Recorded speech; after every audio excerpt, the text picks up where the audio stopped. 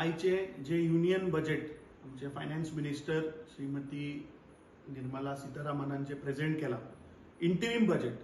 I think BJP once again has proven that it is an interim budget because BJP has realized that 2024 India Alliance is going to come to power and that will build a budget for pro-poor people of this country.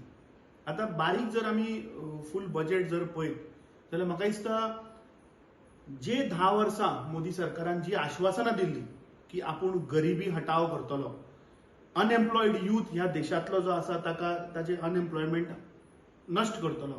म्हाका दिसता this government has failed and this budget proves की आज last 45 इयर्सान जितले unemployment जावना ते unemployment rate is there today. आता they are saying that GDP has grown by 7%. If GDP has grown at 7%, प्रत्येक मनशाचो पर कॅपिटा इन्कम कित्याक हांगा इन्क्रीज जायना?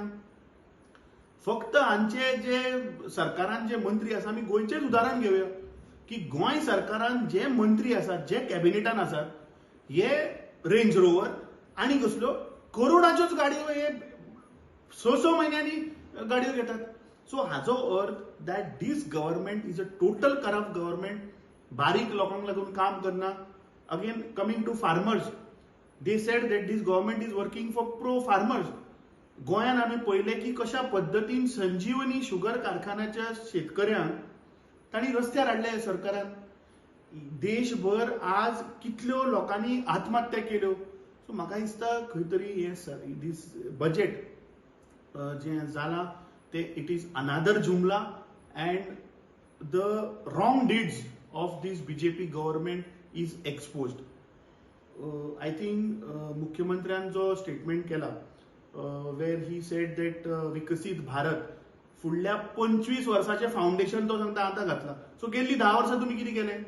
हाजो अर्थ तुम्ही गेल्ली 10 वर्सां सगळे लोकांक फटयत आसात. ह्या सरकारान जे क्रोनी कॅपिटलिस्ट जे आसात, ज्यांनी 100 आनी हजारांनी करोड ह्या सरकाराक दिवंक ना, ते हे सरकार वसूल करना.